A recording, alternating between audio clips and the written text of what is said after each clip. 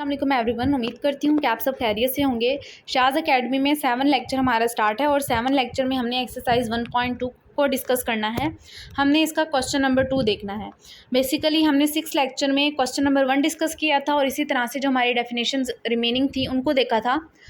तो question number 2 देख लेते हैं, स्टार्ट करते हैं इसको। From the following matrices identify, किस किस को आइडेंटिफाई करना है, स्केयर मैट्रिक्स को, रेक्टेंगुलर मैट्रिक्स को, रो मैट्रिक्स को, इसी तरह से आइडेंटिटी मैट्रिक्स को, कॉलम मैट्रिक्स को और नल मैट्रिक्स को।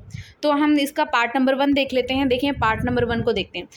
तो सबसे पहले तो हमें ये पता होना चाहिए कि स्केयर मैट्रिक्स क्या होता है। यहाँ पे आपको ए पार्ट नज़र आ रहा है, स्केयर मैट्रिक्स। स्केयर मैट्रिक्स में क्या होता है कि हमारी जो रोज़ हैं वो इक्वल नहीं होती किसके, कॉलम के, यानी हमारी रोज़ और कॉलम एक दूसरे के इक्वल नहीं होती।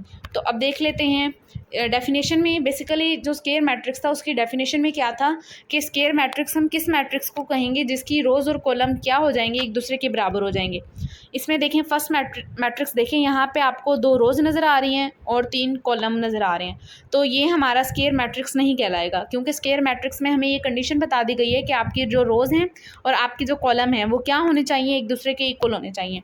अब हम देखते हैं, हम सेकंड डेफिनेशन की तरफ मूव करते हैं, वो है रेक्टेंगुलर मैट्रिक्स। रेक्टेंगुलर मैट्रिक्स में क्या था, रेक्टेंगुलर मैट्रिक्स में आपको ये कंडीशन बताई गई थी कि आपकी जो रोज़ हैं और आपके जो कॉलम हैं वो क्या हों, एक दूसरे के इक्वल ना हों। अब क्वेश्चन नंबर 1 देख लेते हैं। ये देखें यहाँ पे आपको 2 रोज़ नज़र आ रही हैं और आपको 3 कॉलम नज़र आ गए हैं। तो इस मैट्रिक्स ने क्या किया है, इसने रेक्टेंगुलर मैट्रिक्स की जो कंडीशन थी उसको क्या कर दिया, फुलफ़िल कर दिया, यानी उसको सेटिस्फाई कर दिया। तो अब जो हमारा फर्स्ट क्वेश्चन है ये क्या बन जाएगा, ये हमारे पास होगा रेक्टेंगुलर मैट्रिक्स। ठीक है, अब नेक्स्ट देखते हैं क्वेश्चन नंबर 2 देखें। क्वेश्चन नंबर 2 में तो सबसे पहले तो आपको पता है कि ये क्या है, आपको एक कॉलम नज़र आ रहा है और कॉलम की डेफिनेशन हमने यही पढ़ी थी कि अगर कोई भी मैट्रिक्स है उसमें अगर आपको एक कॉलम नज़र आए तो वो क्या कहलाएगा, वो कॉलम मैट्रिक्स कहलाएगा। तो ये हमारा क्या हो गया, ये हमारा कॉलम मैट्रिक्स हो गया है। इसी तरह से आप इसमें देखें कि अब एक कंडीशन तो हमारी सेटिस्फाई हो गई। अब दूसरी डेफिनेशन देख लेते हैं। यहाँ पे देखें, आपको रोज़ देख लें, आपको 3 नज़र आ रही हैं और कॉलम आपको 1 नज़र आ रहा है, यानी हमारी जो रोज़ हैं और जो कॉलम हैं वो एक दूसरे के इक्वल नहीं हैं। ये हमने किसकी डेफिनेशन पढ़ी थी, ये हमने रेक्टेंगुलर मैट्रिक्स की डेफिनेशन पढ़ी थी और इसकी कंडीशन में भी हमने यही पढ़ा था कि ये क्या होगा, ये हमारे पास वो मैट्रिक्स कहलाएगा जिसमें रोज़ और कॉलम एक दूसरे के इक्वल नहीं आएंगी। तो इससे हमने क्या देखा कि हमारा जो क्वेश्चन नंबर 2 है ये क्या हो गया, ये आपके पास कॉलम मैट्रिक्स भी हो गया और ये आपके पास रेक्टेंगुलर मैट्रिक्स भी हो गया। अब हम मूव करते हैं क्वेश्चन नंबर 3 की तरफ। ये देखिए, अब हम क्वेश्चन नंबर 3 की तरफ मूव करते हैं। तो क्वेश्चन नंबर 3 में आपको क्या कहा हुआ है, क्वेश्चन नंबर 3 में आपको मैट्रिक्स दिया हुआ है। ये देखें, सबसे पहले तो रोज़ और कॉलम देख लेते हैं। तो यहाँ पे आपको देखें, आपको 2 रोज़ दिखाई गई हैं, 2 रोज़ और आपको 2 कॉलम दिखाए गए हैं। तो ये क्या होगा, ये हमारा स्केयर मैट्रिक्स कहलाएगा, क्योंकि स्केयर मैट्रिक्स में हमारी कंडीशन ही यही थी कि आपकी जो रोज़ हैं वो किसके इक्वल हो जाएं, आपके कॉलम के इक्वल हो जाएं। तो वो हमारा कौन सा मैट्रिक्स बन जाएगा, वो हमारा रेक्टेंगुलर मैट्रिक्स बन जाएगा। इसी तरह से अब नेक्स्ट मूव करते हैं। नेक्स्ट देखें, आपको क्वेश्चन नंबर 4 दिखाया जा रहा है। क्वेश्चन नंबर 4 में देखें, यहाँ पे आपको 2 रोज़ दिखाई जा रही हैं और 2 क्या दिखाए जा रहे हैं, 2 ही कॉलम दिखाए जा रहे हैं। तो जो हमारा क्वेश्चन नंबर 4 है ये कौन सा मैट्रिक्स होगा, सबसे पहले तो ये स्केयर मैट्रिक्स होगा। इसके बाद हमने देखा था हमारे पास था आइडेंटिटी मैट्रिक्स, यानी ये देखें यहाँ पे आपको आइडेंटिटी मैट्रिक्स नज़र आ रहा है। आइडेंटिटी मैट्रिक्स में हमने क्या पढ़ा था कि हमारी जो डायगोनल एंट्रीज़ हैं, डायगोनल एंट्रीज़ ये होती हैं ना, ये क्या हो जाएं, ये 1 हो जाएं और जो रिमेनिंग एंट्रीज़ हैं ये क्या हो जाएं, 0। तो आप ये देखें, आपको जो क्वेश्चन नंबर 4 है, क्वेश्चन नंबर 4 देखें, यहाँ पे आपको वैसे ही कुछ कंडीशन नज़र आ रही है कि आपकी जो डायगोनल एंट्रीज़ हैं वो आपको 1 और जो आपकी रिमेनिंग एंट्रीज़ हैं वो आपको क्या नज़र आ रही हैं, 0। तो क्वेश्चन नंबर 4 क्या हमारा होगा आइडेंटिटी मैट्रिक्स और इसके साथ ही ये कौन सा मैट्रिक्स होगा, स्केयर मैट्रिक्स। अब नेक्स्ट देखते हैं क्वेश्चन नंबर 5। क्वेश्चन नंबर 5 में तो सबसे पहले तो हम देख लेते हैं रोज़ और फिर देख लेते हैं इसके कॉलम। ये देखें, रोज़ आपको कितनी नज़र आ रही हैं, 3 और कॉलम देखें आपको 2 नज़र आ रहे हैं। तो ये मैट्रिक्स आपका कौन सा कहलाएगा, ये होगा रेक्टेंगुलर मैट्रिक्स, क्योंकि हमारी जो रोज़ हैं वो कॉलम के इक्वल नहीं हैं। तो हमने ये किस में कंडीशन पढ़ी थी, ये कंडीशन हमने पढ़ी थी रेक्टेंगुलर मैट्रिक्स में। अब हमारा जो क्वेश्चन नंबर 5 है वो किस में चला गया है, बेसिकली वो रेक्टेंगुलर मैट्रिक्स में चला गया।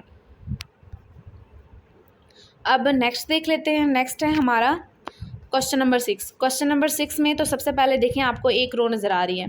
तो यहाँ पे देखें, यहाँ पे आपको सी पार्ट में रो नज़र आ रहा है। तो ये रो मैट्रिक्स की डेफिनेशन बेसिकली हमने क्या पढ़ी थी कि वो मैट्रिक्स जिसमें आपको एक रो नज़र आएगी उसको हम क्या कहेंगे, रो मैट्रिक्स। तो ये आपका क्या कहलाएगा, रो मैट्रिक्स। इसके साथ आप देखिए यहाँ पे आपको एक रो नज़र आ रही है और 3 कॉलम नज़र आ रहे हैं। दोबारा से ये रेक्टेंगुलर मैट्रिक्स की जो डेफिनेशन है उसको फुलफिल कर रहा है। तो ये हमारा क्या कहलाएगा, हमारा रेक्टेंगुलर मैट्रिक्स भी कहलाएगा। यानी हमारा जो क्वेश्चन नंबर 6 है वो हमारा रेक्टेंगुलर मैट्रिक्स भी है और वो हमारा रो मैट्रिक्स भी है। अब नेक्स्ट देखते हैं क्वेश्चन नंबर 7। देखें क्वेश्चन नंबर 7 में आप ये देखें कि आपको क्या नज़र आ रहा है, आपको एक कॉलम नज़र आ रहा है, ठीक है। तो ये अब किस में चला जाएगा, ये हमारा चला जाएगा कॉलम मैट्रिक्स में, ठीक है। इसके अलावा अगर आप एक और चीज़ देखें तो यहाँ पे आपको 3 रो नज़र आ रही हैं और एक आपको कॉलम नज़र आ रहा है। अब इसने दोबारा से रेक्टेंगुलर मैट्रिक्स की डेफिनेशन को क्या कर दिया है, इसने रेक्टेंगुलर मैट्रिक्स की डेफिनेशन को सेटिस्फाई कर दिया। तो अब ये हमारा कौन सा मैट्रिक्स बन जाएगा, हमारा रेक्टेंगुलर मैट्रिक्स भी बन जाएगा। नेक्स्ट देखते हैं। नेक्स्ट आप क्वेश्चन देखें, यहाँ पे आपको क्वेश्चन नंबर 7 में देखें। क्वेश्चन नंबर 7 में पहले तो रोज़ काउंट कर लेते हैं, 1 2 एंड 3। 3 रोज़ हैं, 1 2 एंड 3 और 3 कॉलम है। तो ये हमारा कौन सा कहलाएगा, स्क्वायर मैट्रिक्स, क्योंकि ये स्क्वायर मैट्रिक्स की जो कंडीशन है उनको सेटिस्फाई कर रहा है। इसमें जो हमारी रोज़ हैं, यानी जो हमारी रोज़ हैं वो और जो हमें कॉलम दिए गए हैं वो क्या हो गए हैं, एक दूसरे के इक्वल हो गए हैं। स्क्वायर मैट्रिक्स में कंडीशन ये होती है कि आपकी जो रोज़ हैं वो किसके इक्वल हो जाएं, वो कॉलम के इक्वल हो जाएं, यानी इनके जो नंबर्स हैं वो क्या हो जाएं, एक दूसरे के इक्वल हो जाएं। अब हम क्वेश्चन नंबर 9 देख लेते हैं। क्वेश्चन नंबर 9 में सबसे पहले तो आप ये देखें कि यहाँ पे आपको जितनी भी एंट्रीज़ हैं, यानी बेशक वो आपको रो में दिखाई गई हैं, बेशक वो आपको कॉलम वाइज दिखाई गई हैं, वो सारी की सारी क्या हो गई हैं, ज़ीरो। हमने ये किस में पढ़ा था कि हमारी सारी एंट्रीज़ ज़ीरो हो जाएं तो उसको हम क्या कहेंगे, उसको हम नल मैट्रिक्स कहेंगे। तो अब ये जो मैट्रिक्स आपको दिया गया है, यानी क्वेश्चन नंबर 9 में जो आपको मैट्रिक्स दिखाया जा रहा है, ये क्या हो जाएगा, ये हमारा नल मैट्रिक्स हो जाएगा। अब दोबारा देख लेते हैं क्या करना है। अब इसकी रोज़ और कॉलम को हम काउंट कर लेते हैं। ये देखें यहाँ पे आपको 3 रोज़ दिखाई जा रही हैं और 2 कॉलम दिखाई जा रहे हैं।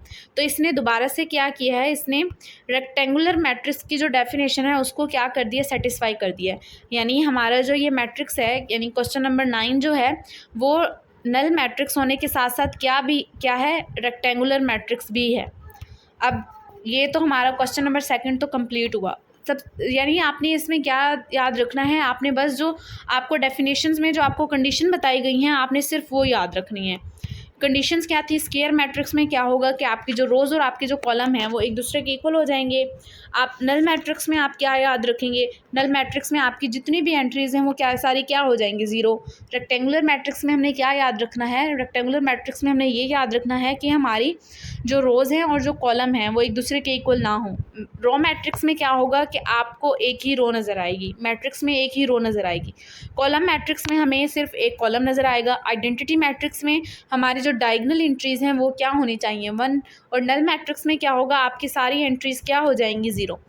अब क्वेश्चन नंबर 3 की तरफ मूव करते हैं। क्वेश्चन नंबर 3 भी कुछ ऐसा ही है। क्वेश्चन नंबर 3 में हमने क्या आइडेंटिफाई करना है, हमने आइडेंटिफाई करना है from the following matrices identify diagonal, scalar and unit. Unit क्या है, आइडेंटिटी मैट्रिक्स ही है आपका। तो फर्स्ट देख लें, फर्स्ट आपको ए दिखाया जा रहा है। ए क्या है आपका, 4 एंड 0। तो सबसे पहले तो हम देख लेते हैं identity matrix, sorry diagonal matrix. Diagonal matrix में क्या था, डायगोनल मैट्रिक्स में ये था कि आपकी जो डायगोनल एंट्रीज़ हैं वो क्या होनी चाहिए, वो नॉन ज़ीरो होनी चाहिए, और जो रिमेनिंग एंट्रीज़ हैं वो क्या होनी चाहिए, ज़ीरो, जो नॉन डायगोनल एंट्रीज़ हैं। तो अब आप ये देखें यहाँ पे आपको डायगोनल एंट्रीज़ नॉन ज़ीरो नज़र आ रही हैं। तो ये कौन सा मैट्रिक्स हो जाएगा, ये डायगोनल मैट्रिक्स हो जाएगा। उसके आगे आपको दिया गया है स्केलर मैट्रिक्स। स्केलर मैट्रिक्स में हमने डेफिनेशन क्या पढ़ी थी, हमने पढ़ी थी कि जो हमारी डायगोनल एंट्रीज़ हैं वो क्या होनी चाहिए, वो सेम होनी चाहिए। तो ये देखें यहाँ पे आपको, यानी जो ए पार्ट है, ये देखें जो ए पार्ट है यहाँ पे आपको क्या नज़र आ रहा है, यहाँ पे आपको डायगोनल एंट्रीज सेम नज़र आ रही हैं। तो हमारा जो क्वेश्चन नंबर ए है वो डायगोनल होने के साथ साथ क्या है, स्केलर भी है। नेक्स्ट क्वेश्चन नंबर बी देखें। बी में आपको जो एंट्रीज दिखाई गई हैं वो हैं 2 0 0 एंड -1। तो आप देखें कि ये डायगनल मैट्रिक्स की कंडीशन को तो सेटिस्फाई कर रहा है कि जो डायगनल एंट्रीज़ हैं वो क्या होनी चाहिए, नॉन ज़ीरो होनी चाहिए, उनको तो सेटिस्फाई कर रहा है। लेकिन और ये किसी भी कंडीशन को क्या कर रहा है, सेटिस्फाई नहीं कर रहा। आइडेंटिटी मैट्रिक्स में ये था कि जो डायगनल एंट्रीज़ हैं वो 1 हो जाए, स्केलर में था कि वो सेम हो जाएं। अब देखिए यहाँ पे आपको जो डायगनल एंट्रीज़ हैं, एक तो आपको 2 नज़र आ रही है और दूसरी है 1 नज़र आ रही है। तो ये हमारे पास क्या होगा, ये हमारे पास सिर्फ डायगनल मैट्रिक्स होगा। नेक्स्ट देख लेते हैं। नेक्स्ट है आपका क्वेश्चन नंबर सी। देखें, सी में आपको बताया गया है जो आपकी डायगनल एंट्रीज़ हैं वो 1 और 1 है और जो नॉन डायगनल एंट्रीज़ हैं वो 0 0। तो सबसे पहले तो ये कौन सा मैट्रिक्स कहलाएगा, ये हमारे पास मैट्रिक्स कहलाएगा आइडेंटिटी मैट्रिक्स। उसके साथ ही ये हमारा कौन सा मैट्रिक्स कहलाएगा, ये हमें हमारा डायगनल मैट्रिक्स भी कहलाएगा, क्योंकि इसमें क्या हुआ है कि हमारी जो डायगनल एंट्रीज़ हैं वो नॉन ज़ीरो हैं और जो नॉन डायगनल एंट्रीज़ हैं वो क्या आ गई हैं, 0। तो अब ये भी क्वेश्चन आपको समझ आ गया होगा। अब डी पार्ट देखें। डी में आपको नज़र आ रहा होगा कि आपकी जो डायगनल एंट्री है जहाँ पे आपको 3 दिखाया गया है वो है नॉन ज़ीरो और जो बाकी रिमेनिंग एंट्रीज़ हैं वो 0 हो गई हैं। इसी तरह से आपकी एक डायगनल एंट्री है, ये यहाँ पे आपको 0 नज़र आ रहा होगा, ये क्या हो गई है, 0। तो हमने डेफिनेशन में डायगनल जो मैट्रिक्स था उसकी डेफिनेशन में यही पढ़ा था कि लाजमी नहीं है कि आपकी डायगनल एंट्रीज़ जो हैं, यानी जितनी भी डायगनल एंट्रीज़ किसी भी मैट्रिक्स में दिखाई जाएँ, लाजमी नहीं है कि वो सारी की सारी नॉन ज़ीरो हों। उसमें से अगर एक भी 0 हो तो वो मैट्रिक्स तब भी आपका कौन सा मैट्रिक्स कहलाएगा, वो आपका डायगनल मैट्रिक्स ही कहलाएगा। तो डी जो है ये हमारा कौन सा मैट्रिक्स बन गया, डायगनल मैट्रिक्स।